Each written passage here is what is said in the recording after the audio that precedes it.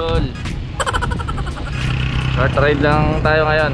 Pupunta lang ako sa bike shop para bumili ng cogs. Oras natin 8:45. Medyo mainit na kasi. Ang pupuntahan ko sa bike shop lang, sa LJ Bike sa Bukawi. Alas 9 pa kasi yung bukas nila eh, kaya sakto lang siguro yung dating ko doon. Kaya pala ako pupunta doon dahil sa copy and session ng Team APOL. Nung napili ni Doc yung tanong ko, kasi ang problem ko kung makaka-abuse yung kadena sa cogs. So yun, ang suggestion nila palitan na talaga yung cogs eh. Yan, nakumbinsi naman ako na magpalit ng cogs, kaya bibili ako ng cogs ngayon sa LJ Bikes.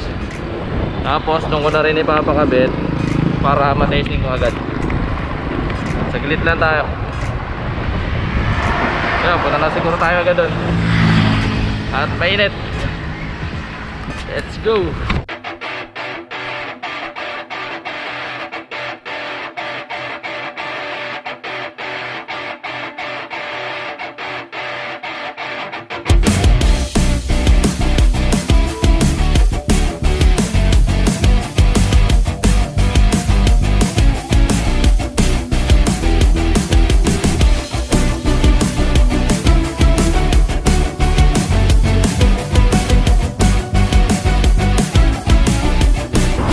Dito tayo sa may PDD. Tapos pure gold at Tamaria. Ito naman sa bandang kanan may bike shop dito, Ryan Bike. Yun nga lang, sarado pa yata sila. Sarado. Tindahan papasok sa Philippine Arena.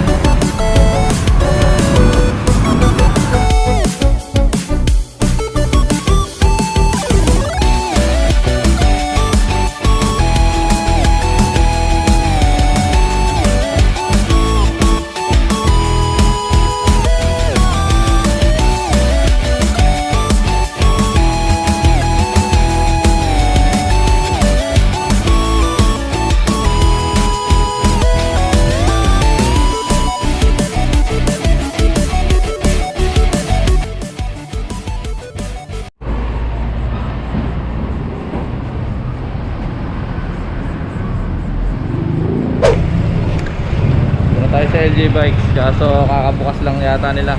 Naglilinis-linis pa eh. Patapusin muna natin. 2,000 years later. Pasok na tayo sa loob.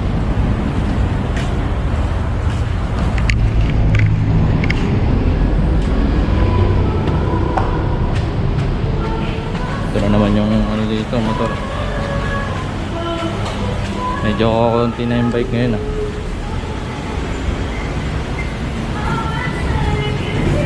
Basa pa yung ano, saig.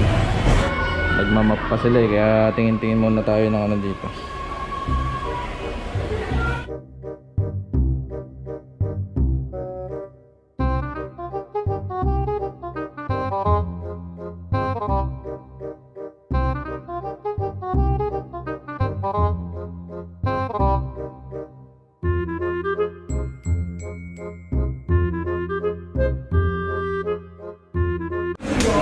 Yan, tuyo na dito.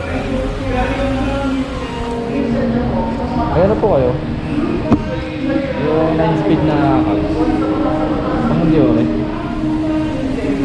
9-speed pang Panjore? Panjore pa? Eh, yung ibang kong ano, na pwede doon. Kasi 9-speed pwede naman yung ano HG200 na cogs. Pwede matingnan yung ano. Ano po chain na ano dito? O, ano yung pili mo? HG73.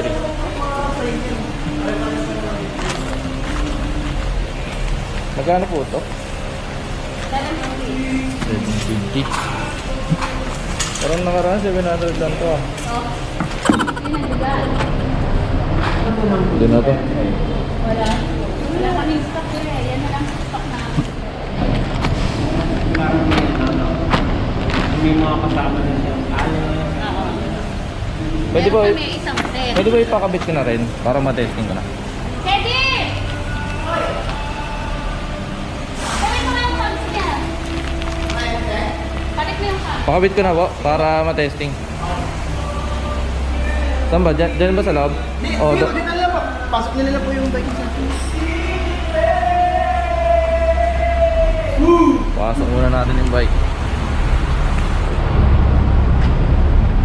Day off si Sir Ed. Simple lang naman to.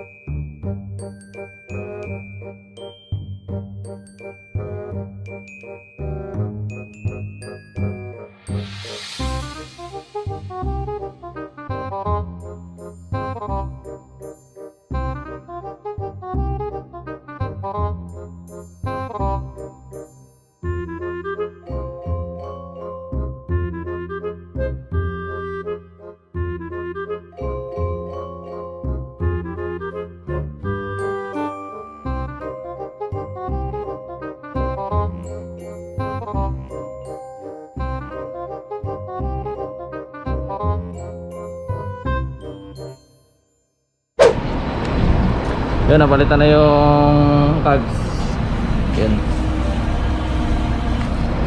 I-testingin ko muna bago ako malis dito para problema.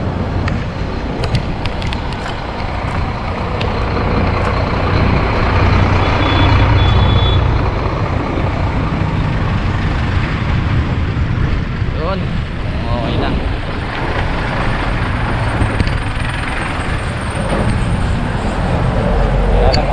Dito natin.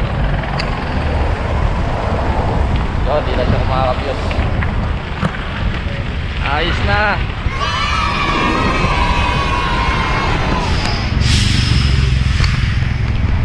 Ayos. Dati kasi konting puwersa lang, kumakapyos na. Ayan, okay na.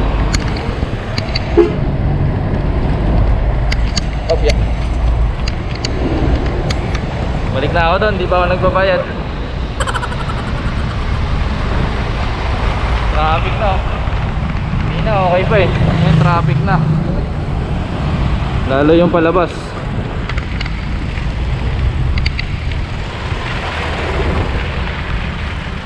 Ayos. Yan, okay na. Bayad na. Yun, uwian na.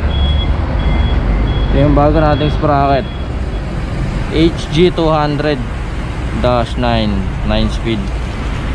Ito yung pinagpalitan ko, HG21. Yun, pauwi na ako. Traffic na dito. Kanina okay pa eh. Yun, sobrang traffic na dito.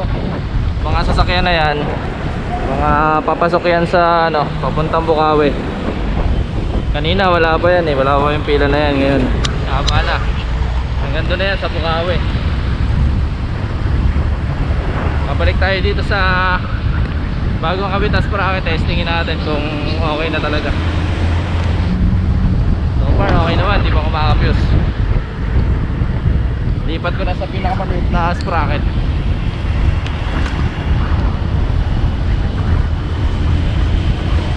Yan, okay naman.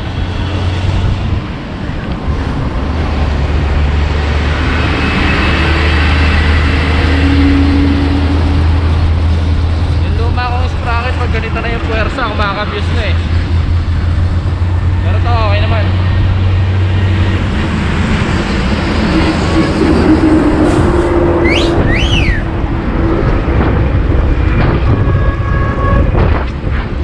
Ayos. Asian ko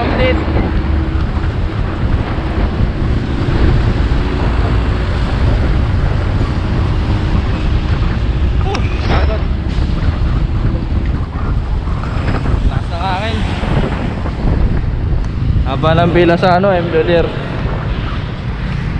Bigayan ng ayuda eh. Walter Mart. Ano po? Ayun. Ayos na, nakapagpalit na ako ng sprocket. Bigat. Kaya.